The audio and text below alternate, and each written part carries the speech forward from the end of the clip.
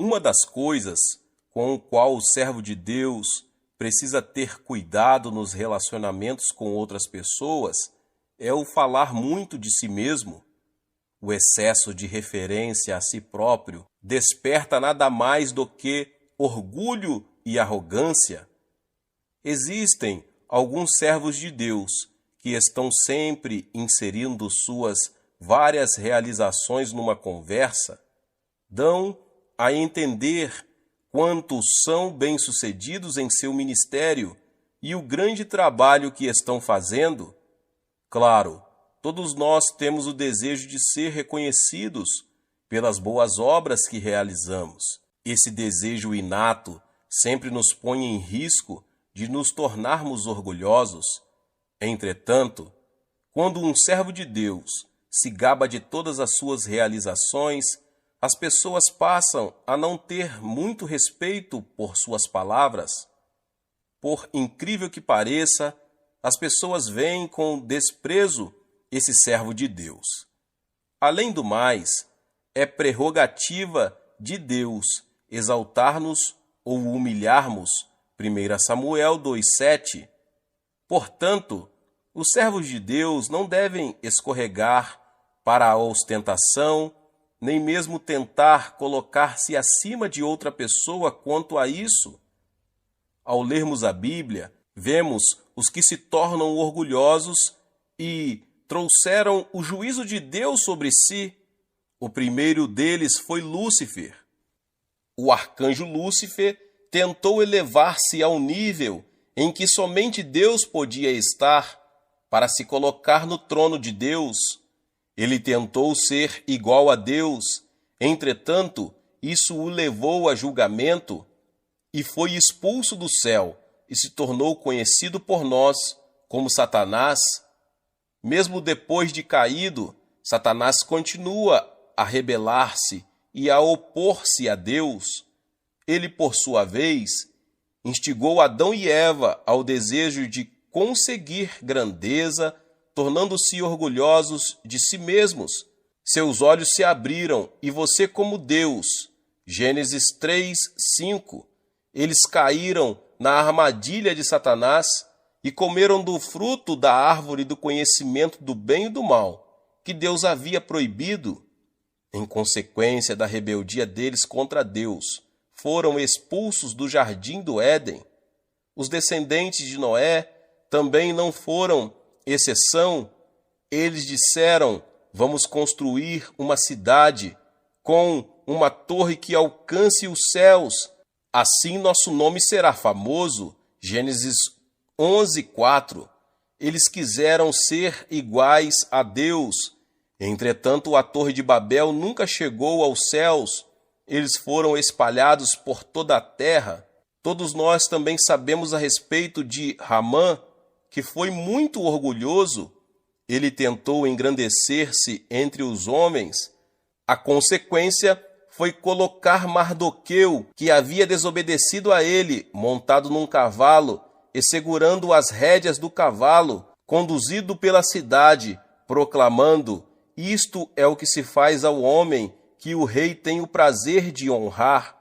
Feito isso, Ramã planejou matar Mardoqueu e todos os outros judeus.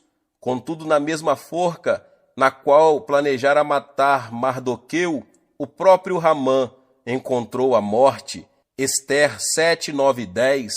Tudo o que aconteceu foi por causa de o homem tentar glorificar-se, em vez de glorificar a Deus, o Criador. A Bíblia diz: o orgulho vem antes da destruição, o espírito altivo antes da queda.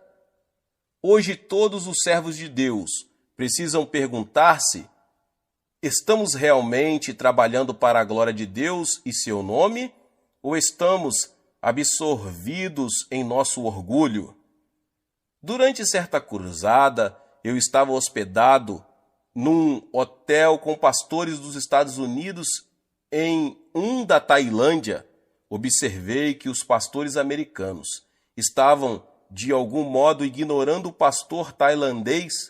Entretanto, quando chegou a hora de pregar seus sermões, a situação mudou por completo. enquanto os pastores americanos pregavam, muitos esfregavam os olhos e começaram a cochilar. Para mim, que tinha de traduzir o sermão para o coreano, não foi uma tarefa cômoda, mas quando o pastor tailandês começou a pregar, todos começaram a levantar o rosto e voltar os olhos para ele. Por que houve tal diferença? O pastor da Tailândia era superior aos pastores americanos? Não. A razão foi o seguinte: enquanto os pastores americanos estavam se empenhando em cuidar de seus negócios, o pastor tailandês ajoelhou-se humildemente perante Deus, orando para que ele o enchesse do Espírito Santo. Entregar a mensagem de Deus não é como proferir uma palestra sobre algum fenômeno de ciência natural. Entregar a mensagem de Deus requer estar cheio do Espírito Santo. Somente então você pode experimentar a grande obra de Deus ser manifestada nos ouvintes. Por consequência, um servo de Deus que se proclama ao povo é tolo de fato. A única pessoa de quem devemos orgulhar é Jesus Cristo. Quem realmente mostra o maior exemplo disso é João Batista. Quando ele começou a proclamar o Evangelho, um grande número de pessoas reuniu-se ao seu redor. Entretanto, assim que Jesus começou seu ministério, as pessoas começaram a se reunir ao redor dele. Quando um dos seguidores de João relatou isso, ele disse: é necessário que ele cresça e que eu diminua. João 3,30. João rebaixou-se humildemente. João Batista preparou-se e esforçou-se muito antes de Jesus começar seu ministério. Contudo, sem nenhuma menção à sua grande obra, ele deu um passo para trás. Tendo sabido que Jesus estava assumindo a responsabilidade designada, ele entregou tudo a Jesus.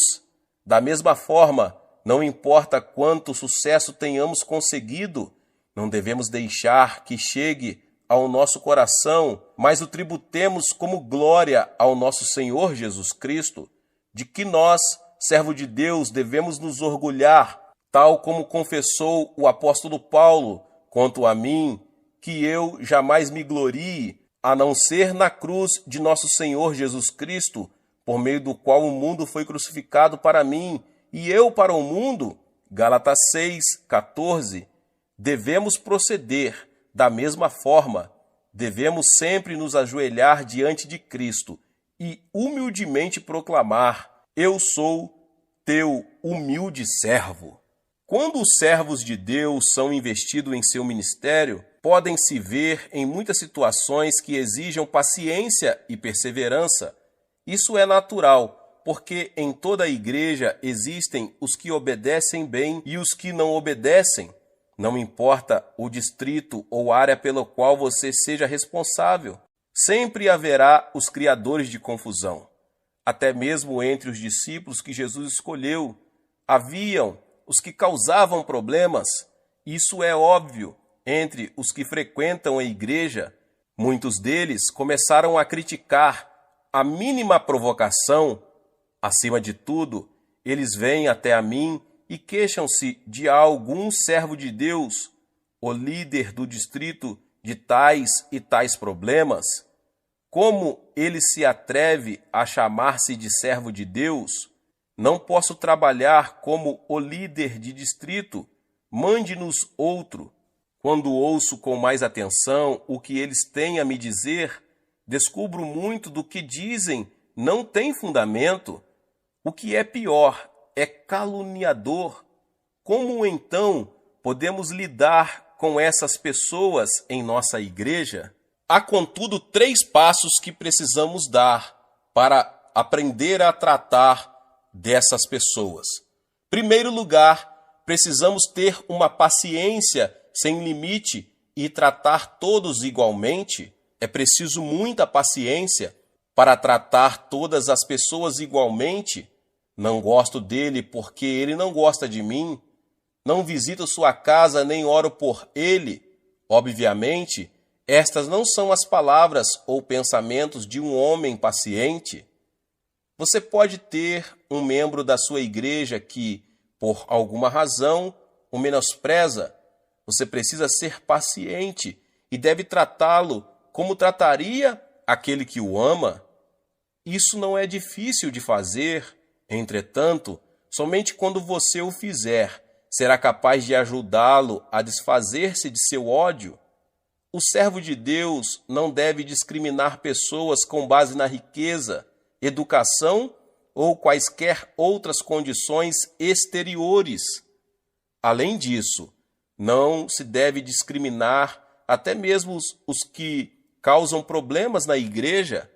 O apelo aos servos de Deus é que orem e tenham paciência em relação até mesmo aos que difamam abertamente a igreja.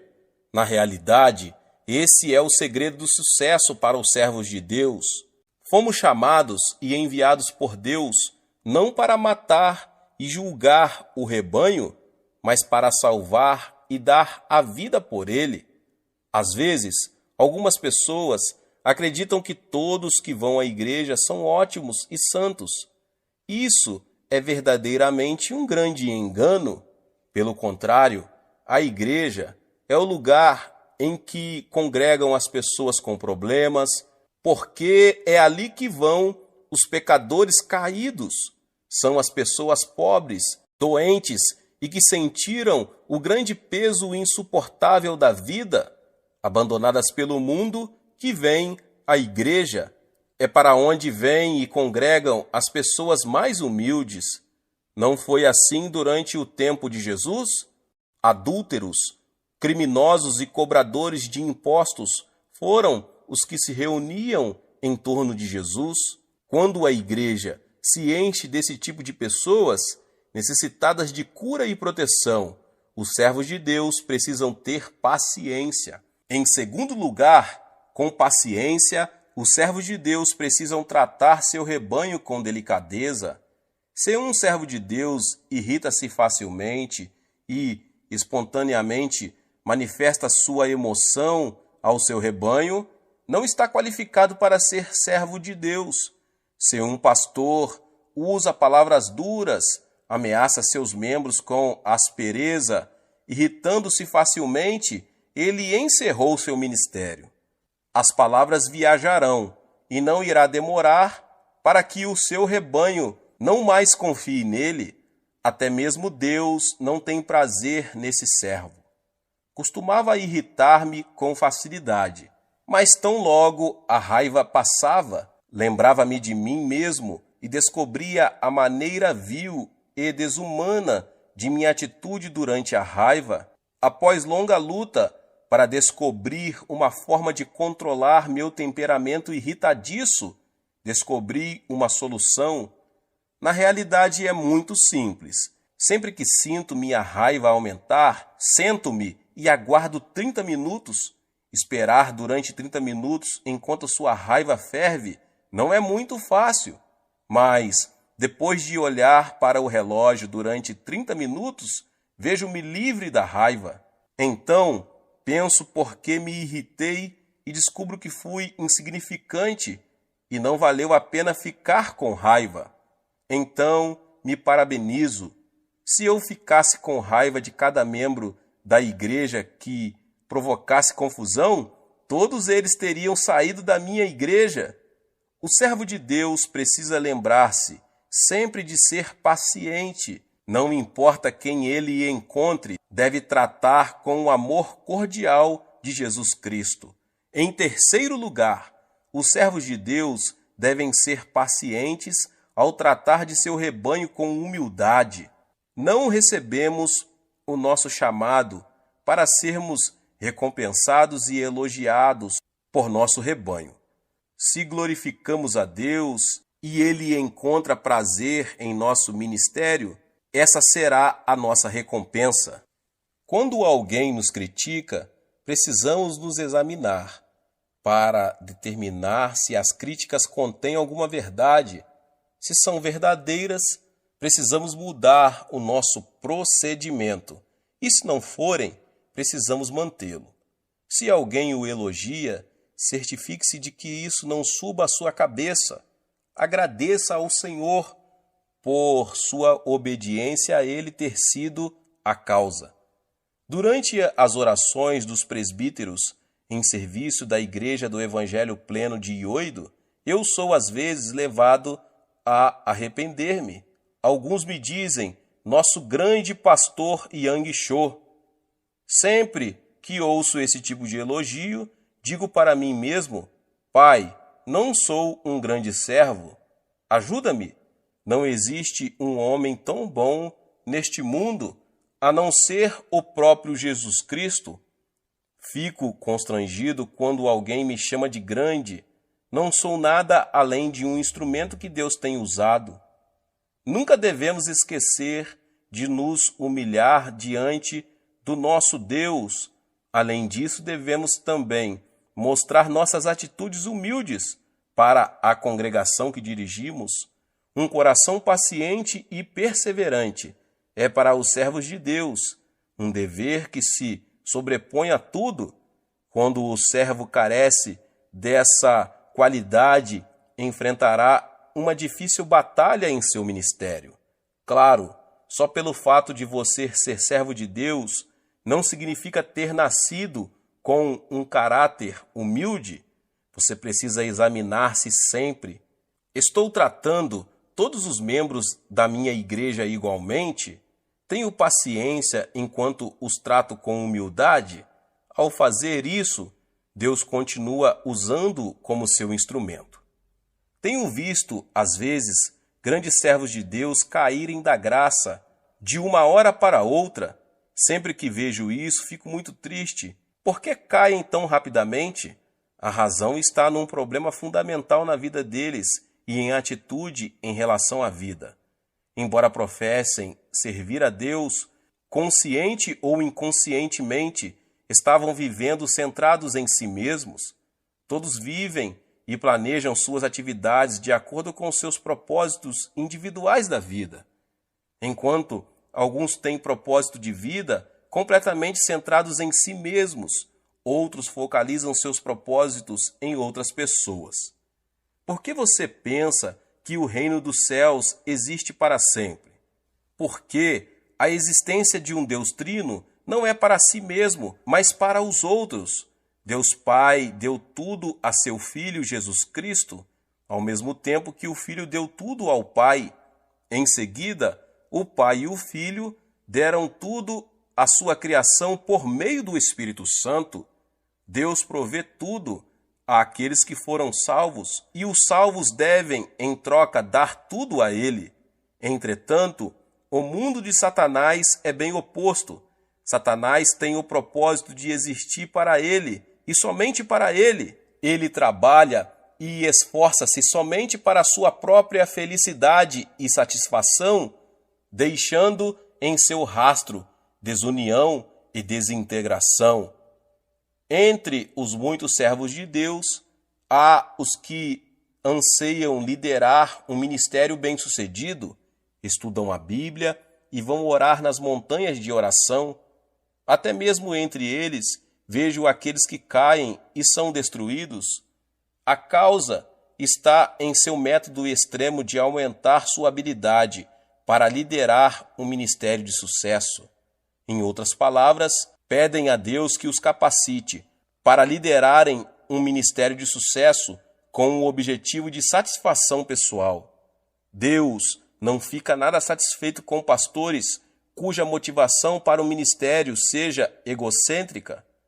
Claro, podem ter começado com a intenção de melhorar e se desenvolver, mas quando seu entusiasmo se transforma em egoísmo, isso infalivelmente os leva à queda. Qual a diferença entre o Mar da Galileia e o Mar Morto? Ambos são alimentados pelo Rio Jordão. Enquanto o Mar da Galileia abastece de água outros riachos e rios, o Mar Morto não.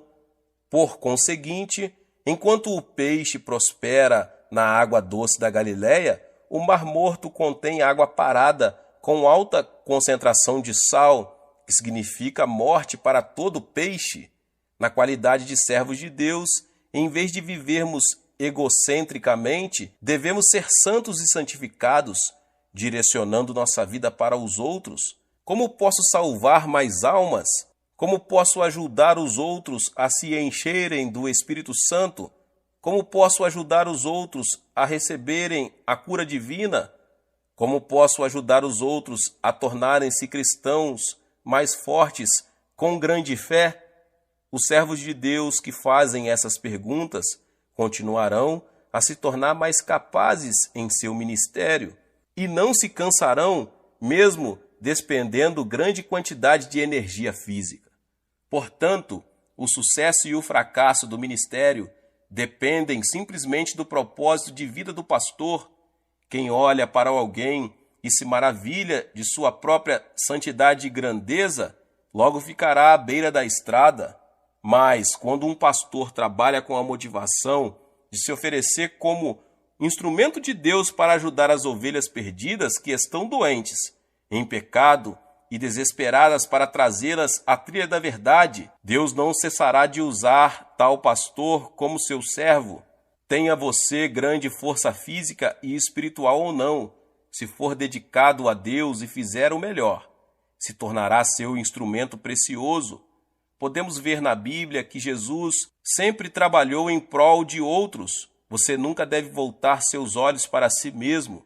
Quando se torna egoísta e começa a pensar: preciso ser mais santo do que meu vizinho, preciso tornar-me maior, logo você se verá caindo. Mas quando outros se tornarem o propósito de sua vida, você se tornará o veículo pelo qual o poder de Deus flui e nunca perderá sua força. Se alguém pensa: devo continuar nessa vida de trabalho monótono? Precisa mudar de atitude.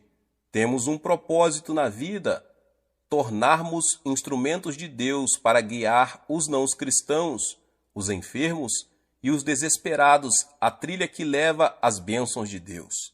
Além disso, não devemos ter curiosidade sobre nossas realizações ou indagar se tivemos sucesso ou fracassamos. A única indagação com a qual devemos lutar é: como posso levar mais almas perdidas a Cristo e transmitir-lhes o poder de Deus? Então, quando envidarmos nossos melhores esforços, nossas igrejas crescerão e também aumentará a fé do nosso rebanho. Essa é a forma de dar alegria e felicidade a Deus e, como consequência natural, receber em troca a mesma alegria e fidelidade. Quando Deus abre a porta e o caminho, quem pode fechá-los? Quando você se dedica a Deus e ao seu ministério, verá maravilhas.